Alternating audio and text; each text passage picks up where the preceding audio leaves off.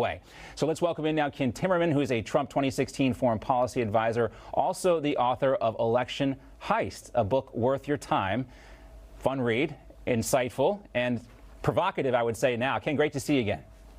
Good to see you, John. Thanks for having me on. All right, so anyone who watches Narcos Mexico may have seen this play out in season 2. They had a computer system. They miraculously changed the votes. But I think what's hard for a lot of Americans to believe is that that type of thing could actually happen here. Could it happen here, Ken?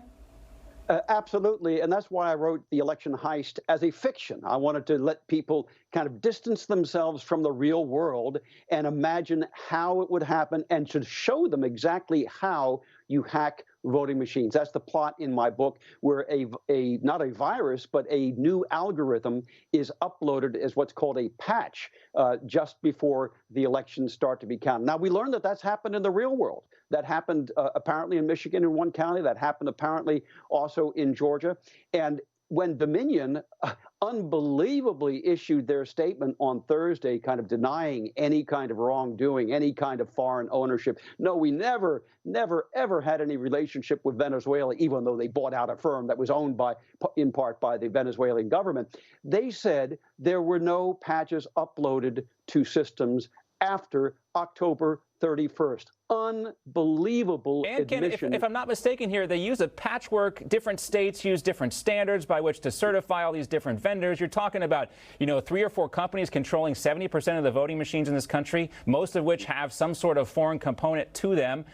And the method by which local governments actually make sure that these companies are all above board seems a little shoddy.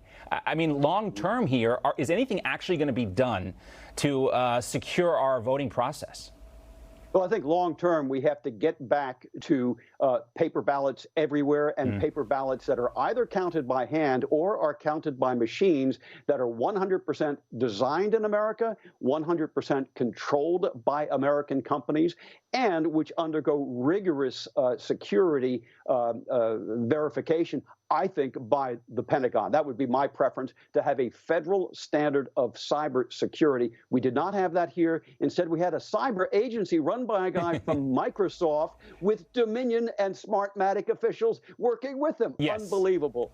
It seems like, we got Michael Steele, who's John Boehner's former spokesperson, working for Dominion on Fox News. It does seem like it's very similar to what happens in Silicon Valley. They find these folks who used to work in Washington, they become lobbyists, they become spokesperson for these companies, and then it becomes hard to really rein them in. Ken, great to see you. Thank you so much for everything you do. We appreciate it. Thank you, John. A pleasure. All right, coming up, people around the country are starting to be